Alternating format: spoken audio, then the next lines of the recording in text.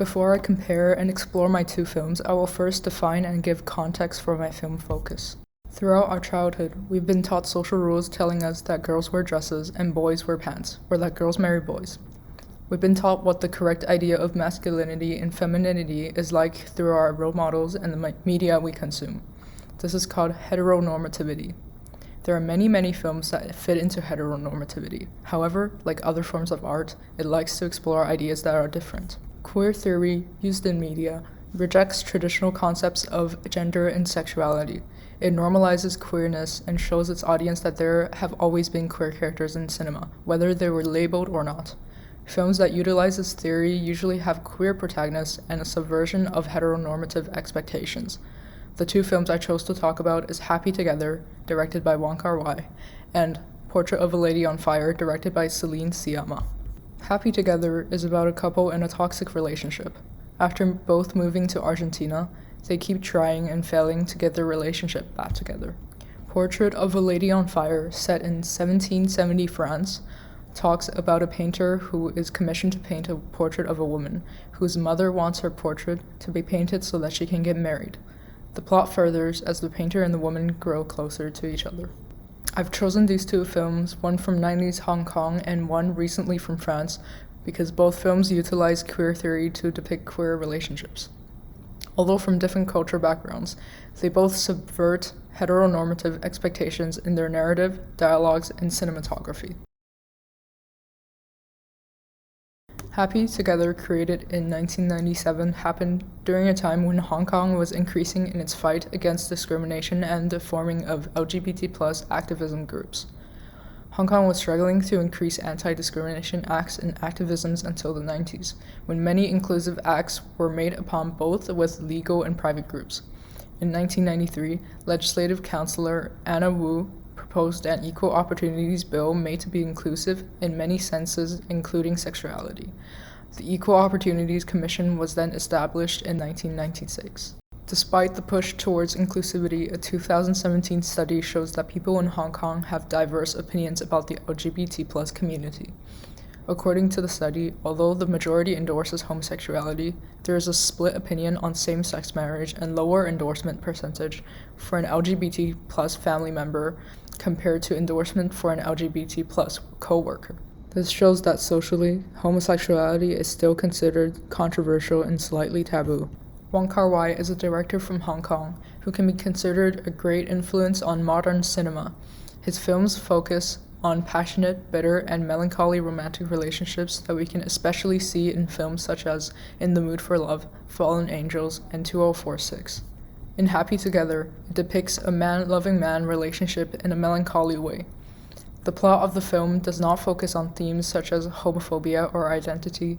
Instead, Wong Kar-wai created a film that could easily have one of the characters be female and everything would stay the same. The film depicts the relationship between Ho Bo Wing, played by Leslie Cheung, and Lai Yu-fai, played by Tony Leung. There's a third character called Chang, played by Chen Chang. His sexuality was never explicitly stated in the film, but there was one scene that highlights how he might feel about women. In that scene, Chang and Yu-fai are working in the kitchen. A girl comes into the kitchen and asks Chang out to watch a movie with her. He responded with, "I don't like movies. They give me a headache." In this shot, Chang is out of focus in the foreground and the girl is in the background, in focus. Half of Chang's head is cut off, and the choice not to leave him in focus shows his dismissiveness in the situation. As the girl leaves, Yu-fai asks Chang why he shot her down, in which Chang said that he didn't like her voice, and that he likes girls with a lower voice. In this shot, Chang is still in a medium shot, but he is in focus and positioned in the middle. This shot gives Chang more of a focus and shows that he is engaged in his conversation with Yu-fai, unlike when he was talking to the girl. Although in this scene the characters don't say a lot, when looking at it through the lens of queer theory, we can clearly see that this is two queer people interacting with each other when both expresses little to no romantic interest in women. From this, we can say that these characters in this scene is queer-coded. The term queer-coded is used ambiguously when a character shows queer stereotypes but is never explicitly stated as queer. A paper written by Audrey Yue titled "What's So Queer About Happy Together" supports this reading of the character Chang. In the paper it quotes, He appears to be questioning his sexuality as his voiceover mostly revolves around his observations on Yufei. He rejects women's propositions, and his voiceover reveals to us that he thinks Yufei has a nice voice. Portrait of a Lady on Fire is set in 18th century France. During the 18th to 19th century in France, homosexuality is becoming more and more of a taboo topic as heteronormativity starts to take shape. This is the time where act of sodomy become sodomite, where an action becomes an identity. There were some forms of acceptance in 18th century being carried down from ancient Greek and Roman's homoerotic culture, but most depiction of queerness in art is coded or hidden. Céline Sciamma is a screenwriter and film director from France. All her films have been focused on female characters, commonly queer, illustrating their coming of age in different circumstances. Some of her previous films are Water Lilies and Girlhood. Portrait of a Lady on Fire is about a painter commissioned by Eloise's mom to paint Eloise's portrait, a portrait necessary for her to get married. Although Eloise is reluctant at first, she finally agrees to pose for Marianne to paint her after persistence from her mother and Marianne. One scene that can be linked to queer theory is one depicting where Eloise is posing for Marianne. The scene starts with Marianne observing that she can never make Eloise smile for the painting. Then she implied that Eloise is always hangry, and immediately apologized after. Eloise insisted that she wasn't hurt, but when Marianne started listing out little behaviors of Eloise that gave away her feelings. Marianne tells Eloise of what she does when she's angry, embarrassed, and annoyed, feeling powerful to be in the place of an observer. Throughout the sequence, the camera cuts back and forth from Marianne to Eloise. Marianne is always in a close shot, connected to the audience, while Eloise is in a medium shot, far away, the observed, by both Marianne and the audience. Just when Marianne is proud that she has been so observant, saying, "Forgive me, I'd hate to be in your place," Eloise told her that, "Mais nous sommes à la même place. Exactement à la même place." Then she proceeds to make observations about Marianne's behaviors as well. The camera no longer cuts from Marianne to Eloise. Instead, it just stays where Eloise is, waiting for Marianne to walk into the frame with her. In this scene, no one is the observer, no one is the observed. Marianne and Eloise, although from different classes and circumstances, are now in the same place. The exact same place. Nothing in this scene is explicit, but just like the one in Happy Together, it is obviously coded.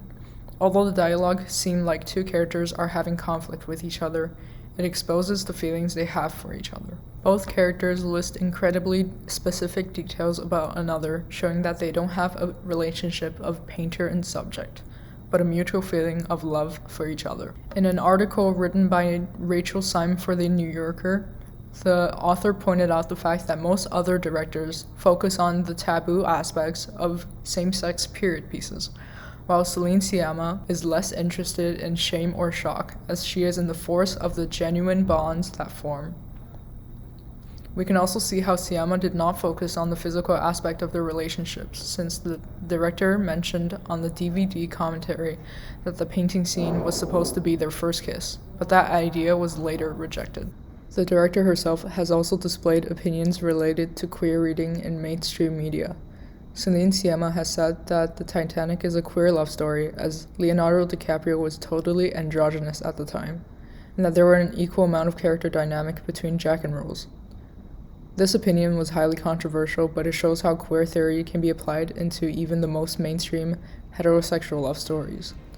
We can even see queer theory applied in movies such as Fight Club or Point Break. Queer theory shows that the characters or scenes can be coded as queer without having it explicitly stated, subverting heteronormative culture and expectations. Looking at the two films, we can tell that there are scenes that need to be interpreted by applying queer theory. Maybe it's just the look in the actor's eyes, or their obscure dialogue. Without queer theory, Chang is just a guy who likes girls with deep voices. Marianne and Eloise are just painters and subjects.